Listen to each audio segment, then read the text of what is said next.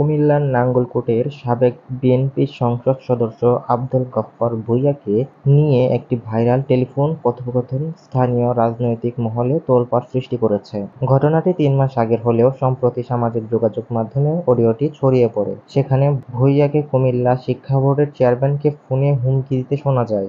বিষয়টি শুরু হয় ভোলাইনবাজার উচ্চ বিদ্যালয়। অভিযোগ অনুযায়ী জেলা প্রশাসক ওই পদের জন্য ভূঁইয়াসহ ৩ জনের নামে চেয়ারম্যানের কাছে প্রস্তাব করেন, কিন্তু চেয়ারম্যান ভূঁইয়ার নামে চূড়ান্ত না করায় তিনি ক্ষিপ্ত হয়ে ফোনে হুমকি দেন।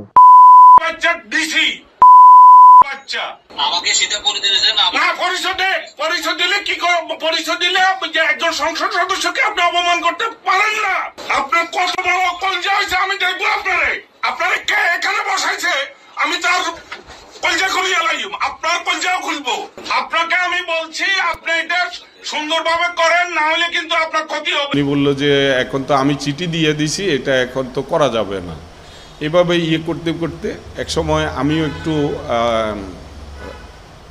করছি, মেজাজের হয়েছে। কিন্তু যে কথাগুলা ওই যে ওনাকে কলজা নিয়ে যাওয়া, ওই যে ডিসিকে স্ল্যাগ কথা বলা, এই কথাগুলো এডিট করা হয়েছে।